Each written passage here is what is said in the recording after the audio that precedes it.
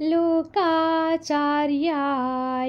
गुरवे कृष्णपादस्य सूनवे संसारभोगी सन्दष्ट जीवातवे नमः। श्रीमते रामानुजाय नमः। अस्मद्गुरुभ्यो नमः।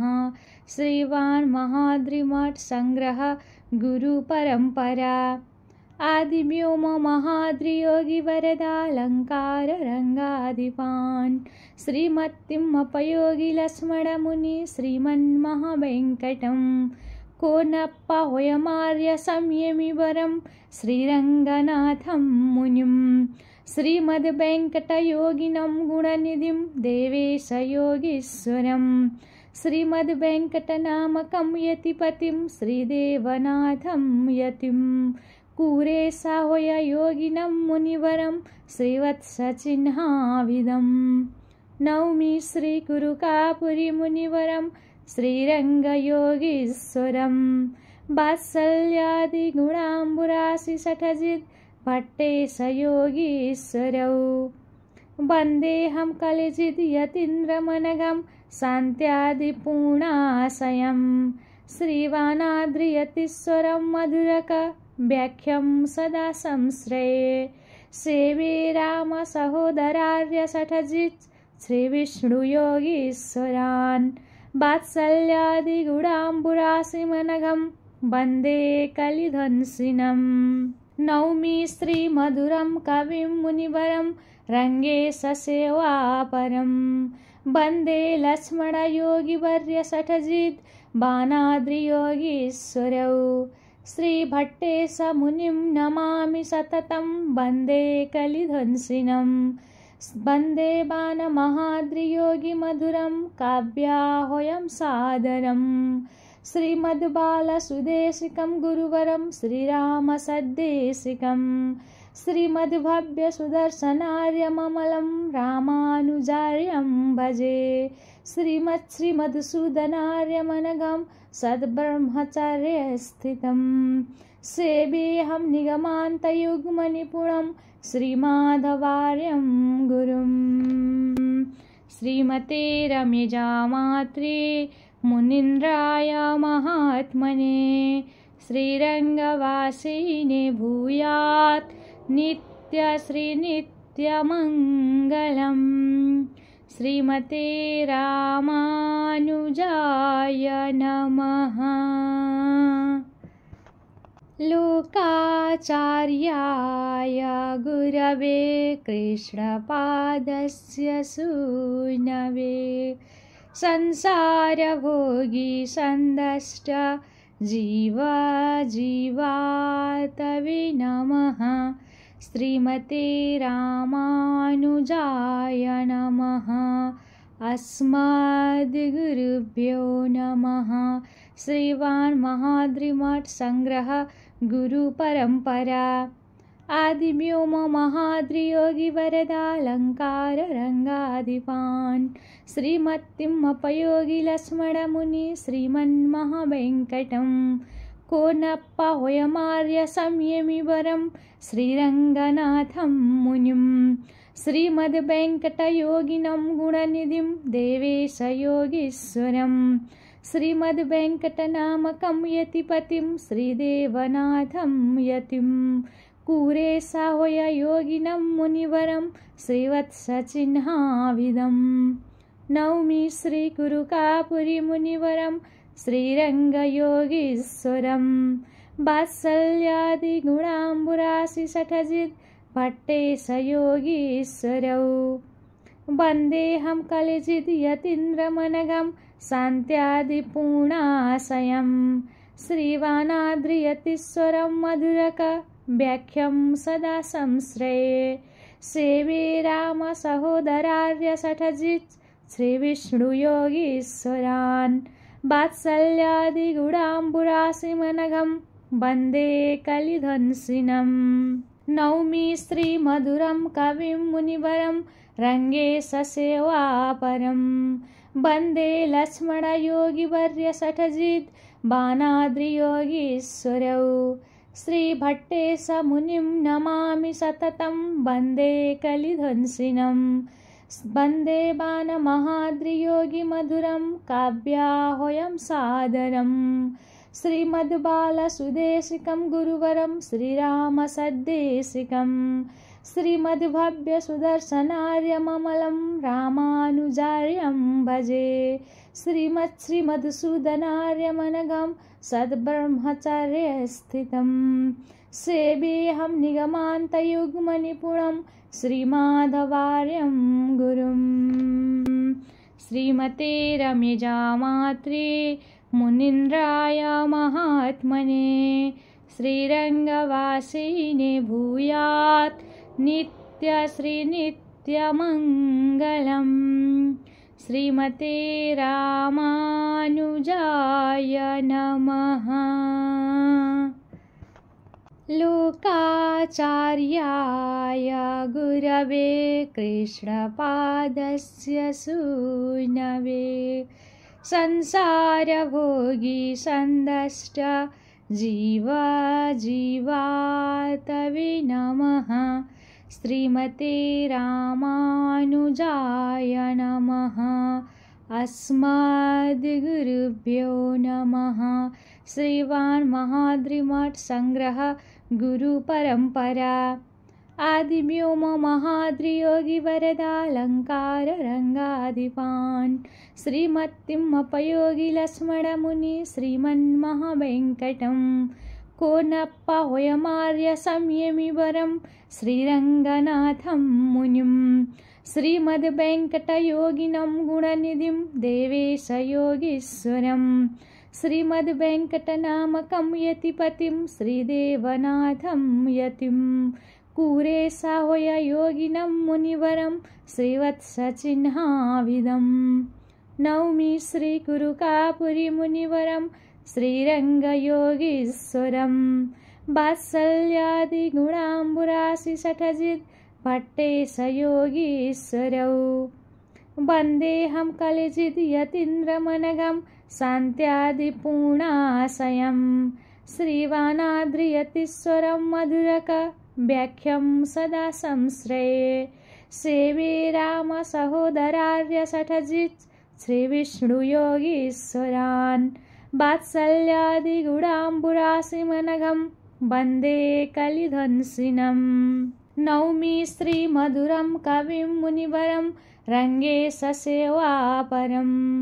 वन्दे लक्ष्मणयोगिवर्य शठजित् बाणाद्रियोगीश्वरौ श्रीभट्टेशमुनिं नमामि सततं वन्दे कलिध्वंसिनं वन्दे बाणमहाद्रियोगिमधुरं काव्याह्वयं सादरम् श्रीमद्बालसुदेशिकं गुरुवरं श्रीरामसद्देशिकं श्रीमद्भव्यसुदर्शनार्यममलं रामानुजार्यं भजे श्रीमत्श्रीमधुसूदनार्यमनघं सद्ब्रह्मचर्यस्थितं सेवेऽहं निगमान्तयुग्मनिपुणं श्रीमाधवार्यं गुरुम् श्रीमते रम्यजामात्रे मुनीन्द्राय महात्मने श्रीरङ्गवासिने भूयात् नित्यश्रीनित्यमङ्गलम् श्रीमते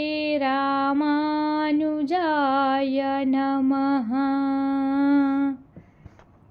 लोकाचार्याय गुरवे कृष्णपादस्य सूनवे संसारभोगी सन्दष्ट जीवातवे नमः। श्रीमते रामानुजाय नमः। अस्मद्गुरुभ्यो नमः।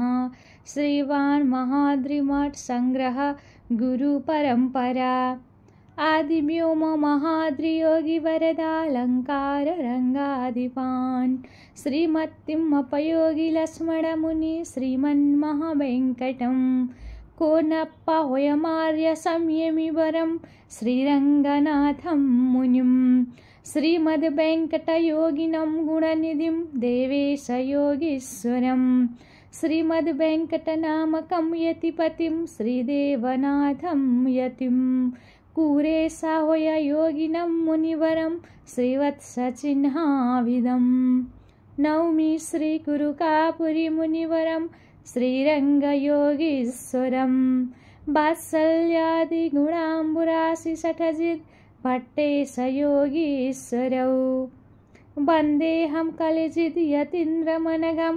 शान्त्यादिपूर्णाशयं श्रीवानाद्रियतीश्वरं मधुरकव्याख्यं सदा संश्रये सेवे रामसहोदरार्यषठजित् श्रीविष्णुयोगीश्वरान् वात्सल्यादिगुणाम्बुराशिमनघं वन्दे कलिधंसिनं नौमि श्रीमधुरं कविं मुनिवरं रङ्गेशसेवापरं वन्दे लक्ष्मणयोगिवर्यषठजित् बाणाद्रियोगीश्वरौ श्रीभट्टेशमुनिं नमामि सततं वन्दे कलिधंसिनं वन्दे बाणमहाद्रियोगिमधुरं काव्याह्वयं सादरं श्रीमद्बालसुदेशिकं गुरुवरं श्रीरामसद्देशिकं श्रीमद्भव्यसुदर्शनार्यममलं रामानुजार्यं भजे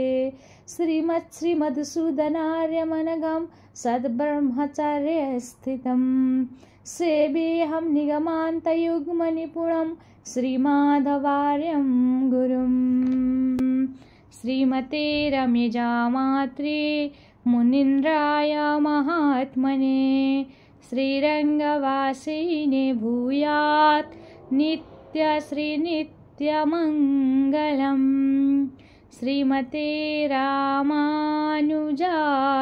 नमः। लोकाचार्याय गुरवे कृष्णपादस्य सूनवे संसारभोगी सन्दष्ट जीवातवे नमः। श्रीमते रामानुजाय नमः। अस्मद्गुरुभ्यो नमः।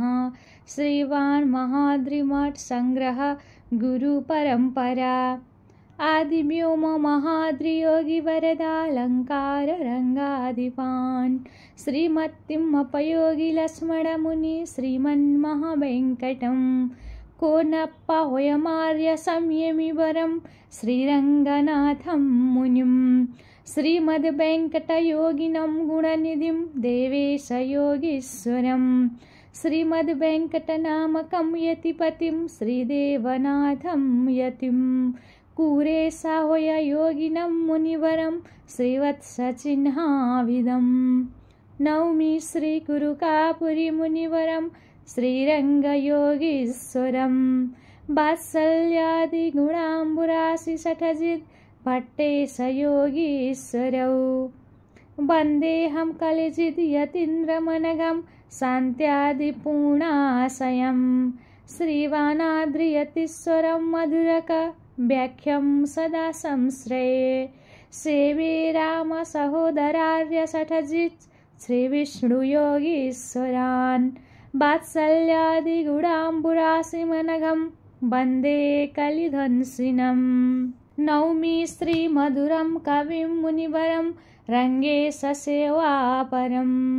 वन्दे लक्ष्मणयोगिवर्यषठजित् बाणाद्रियोगीश्वरौ श्रीभट्टेशमुनिं नमामि सततं वन्दे कलिधंसिनं वन्दे बाणमहाद्रियोगिमधुरं काव्याह्वयं सादरं श्रीमद्बालसुदेशिकं गुरुवरं श्रीरामसद्देशिकं श्रीमद्भव्यसुदर्शनार्यममलं रामानुजार्यं भजे श्रीमत्श्रीमधुसूदनार्यमनघं सद्ब्रह्मचर्यस्थितं सेवेऽहं निगमान्तयुग्मनिपुणं श्रीमाधवार्यं गुरुं श्रीमते रम्यजामात्रे मुनीन्द्राय महात्मने श्रीरङ्गवासिने भूयात् नित्यश्रीनित्यमङ्गलं श्रीमते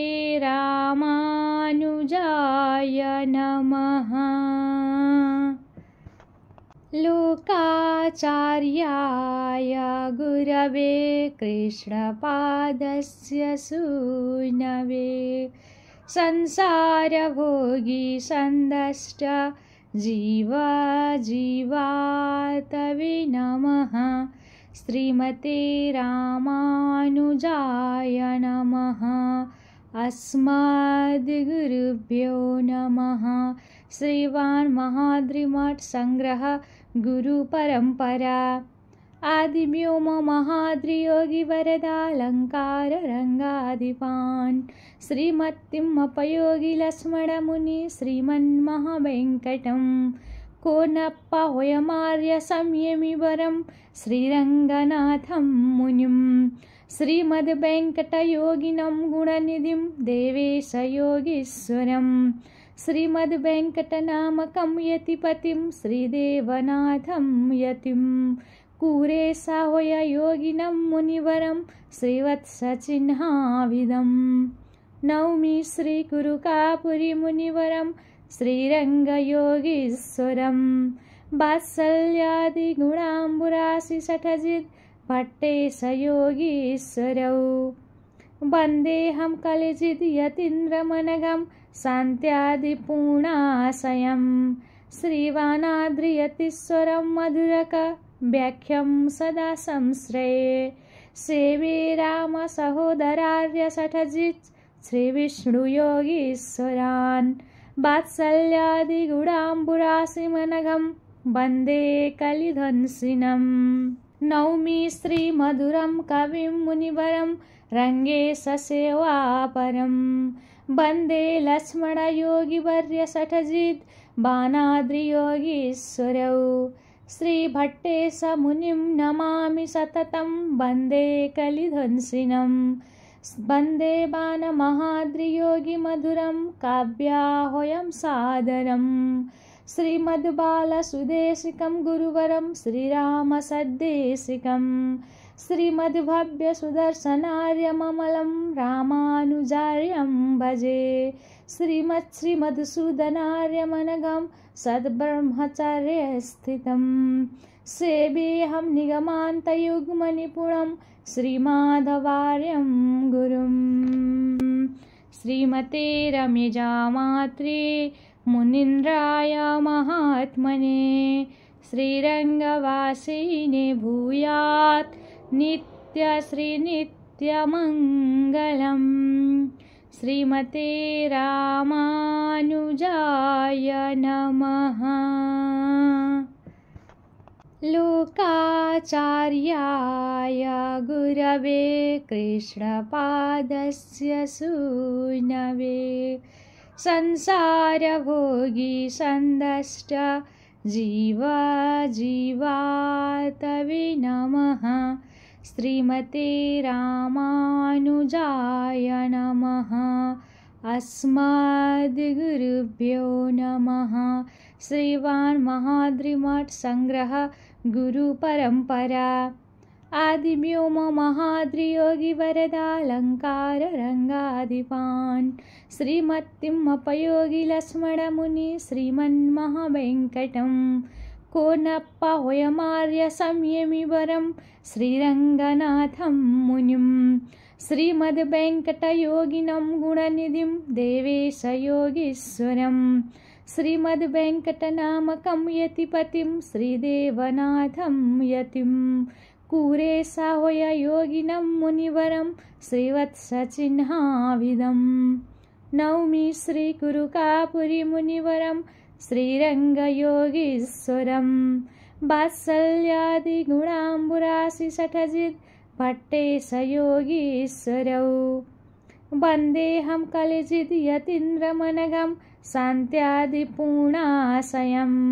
श्रीवानाद्रियतीश्वरं मधुरक व्याख्यं सदा संश्रये सेवे रामसहोदरार्य शठजित् श्रीविष्णुयोगीश्वरान् वात्सल्यादिगुणाम्बुराशिमनघं वन्दे कलिधंसिनं नौमि श्रीमधुरं कविं मुनिवरं रङ्गेशसेवापरं वन्दे लक्ष्मणयोगिवर्यसठजित् बाणाद्रियोगीश्वरौ श्रीभट्टेशमुनिं नमामि सततं वन्दे कलिध्वंसिनं वन्दे बाणमहाद्रियोगिमधुरं काव्याह्वयं सादरम् श्रीमद्बालसुदेशिकं गुरुवरं श्रीरामसद्देशिकं श्रीमद्भव्यसुदर्शनार्यममलं रामानुजार्यं भजे श्रीमत्श्रीमधुसूदनार्यमनघं सद्ब्रह्मचर्यस्थितं सेवेऽहं निगमान्तयुग्मनिपुणं श्रीमाधवार्यं गुरुम् श्रीमते रम्यजामात्रे मुनीन्द्राय महात्मने श्रीरङ्गवासिने भूयात् नित्यश्रीनित्यमङ्गलम् श्रीमते रामानुजाय नमः।